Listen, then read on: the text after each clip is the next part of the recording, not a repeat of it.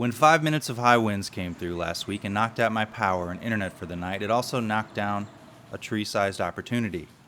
There were a few options I had. A, call the landlord and get them to do it. This is the cheapest option, and it would have probably only taken a few months. 2, pay one of the 6 or so dudes that drove by the next day asking, "Hey there, chap, would you mind just taking a look at that tree there for you? We could fix her up." Is that a no? Well, you, sir, have a good day. Or D, use my stupid electric chainsaw that I got at a garage sale that sits in the barn dirty. That would have worked too, but just sounds gross. Each of these 3 would have been sensible, frugal options. But another option that intrigued me the most was, what about spending some money that I don't need to? I was already half a man because I own a riding lawnmower, so let's do this properly. Dad and 2-year-old daughter make a run to Home Depot, and I start researching options on my phone after I get there. And while she starts taking things off the shelves. No, mine! Why does this one only have 3 stars? Please, that's a chain oil. Don't open that. Which of course presented another set of options. Gas or battery powered? Gas, choose gas! I have dabbled with gas in the past with the Husqvarna, and have fond memories of smelling like NASCAR after a few minutes. I also love winterizing, which I think is leaving it sit in the barn and letting the gas age over the winter. Do I have that process right? And also, who doesn't love having that 2-cycle can sitting around daring someone to dump it into the lawnmower? Okay, that someone's me. Battery powered sounds interesting. Anyway, it seems Amazon reviews for Echoes are much lower than Home Depot's. That's weird. Sounds like an investigation's in order. So I came home with a Dewalt DCCS620, a Home Depot priced bag of Doritos, a Twix bar, so I could check out without my kids screaming, because that's parenting. I already have a Dewalt drill with 2 20-volt XR 2-amp-hour batteries, and this one comes with a 5-amp-hour battery and charger for $200. Less than half the price of my Chris Reeves Sebenza 21, the way I now rationalize all of my tool purchases from here on out. It has a 12-inch saw bar, which is fine because I measured my log before I bought it. 9 inches, good to go.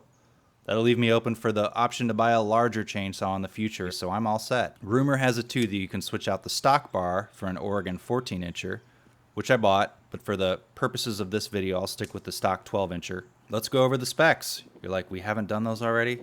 It has a 12-inch low kickback bar with a .043 chain gauge. It uses DeWalt's brushless motor, which in theory is a more efficient and longer lasting electric motor they use in their more expensive stuff. Also, you get tool-free chain tensioning and bar clamping, which is great news for people who own chainsaws but not basic tool sets or a $6 scrunch. The knobs on this side adjust those things. This means you can remove and replace the chain just by turning a few knobs. The 620 runs at a single speed of 25.2 feet a second and weighs about 9 pounds.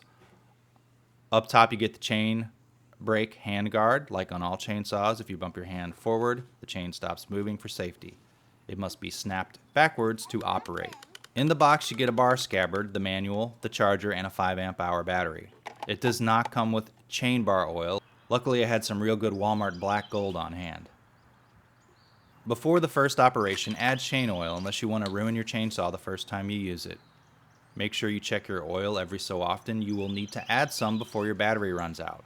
Also, it must be noted the video is for entertainment purposes only. Wear proper safety gear, like your chainsaw chaps, a forestry helmet, safety glasses, gloves, steel-toed boots, have a doctor on hand, and please, whatever you do, don't make jokes about safety because safety is no joke.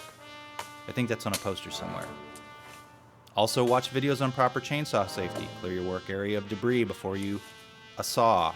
Remove small branches, and really just hire the tree service like you should have. Also, there's a chainsaw stance that helps you avoid kickbacks and saves your back. Look for those videos on that too.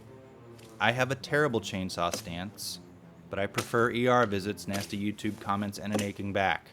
Wonderful. With all that out of the way, let's get started with some chainsaw porn. Okay, there's no such thing with an electric chainsaw. They're like the non-alcoholic beer of chainsaws. Insert battery, click your chain guard back, and press the safety button and pull the trigger. Alright, let's do this.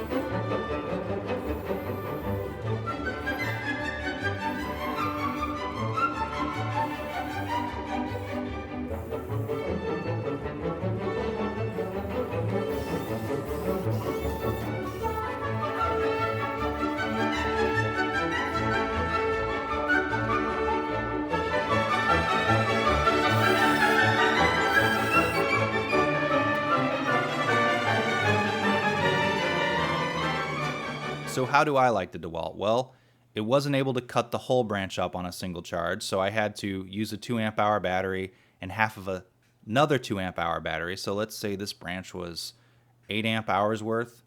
Dewalt says 90 cuts of a 2x4 on a single charge. Not like one 2x4, because that would be ridiculous unless it was a really long 2x4, which is a good metric for those sorts of guys who prefer chainsaws to miter saws for cutting lumber. All right, let's see. A precise 3 3/4 punch. All right, here we go. Okay, looks like 4.5. Good enough. Just a shelf anyway. The tree in question was a silver maple, one of the softer of the maples. This is not a wood channel, but this is how much wood I cut up with 8 amp hours worth of batteries. You're like, oh, a stack. Yeah, a stack. The saw is comfortable to hold and wield and kind of lightish, and the rubberized over molded accents are nice for tender hands. If you have light tree work like I do, and most of the wood you work with is 12 inches or less, then this is fine. Also, it's not as vibratey, the technical term for chainsaw jiggle, as using a gas weed trimmer is. And it's not as loud as a gassy, the annoying term for a gas chainsaw I just decided to invent. But if you are in need for a prop for a movie or are an actual chainsaw murderer, it might not inspire terror like a traditional chainsaw. However, those are things I all like about it. Quieter, I don't get a headache from the fumes. I know that sounds like a negative. And I have extra batteries and chargers laying around for my drill, which uses the XR system of 20-volt Dewalt lithium-ion batteries. Additional 5 amp hour batteries are about $80. Look for a future video where I change out the chain bar. Woo, something really to look forward to. Because I have nothing else better to do. Like organize my basement or shed or camera equipment or clean the house. You know, organize my power tools. Okay, I actually have a lot of better things to do than making YouTube videos. You can also buy the chainsaw by itself for $130, but you really want to use a bigger battery like the 5 amp hour or 6 amp hour if you plan on doing larger jobs, and maybe having 2 of them on hand.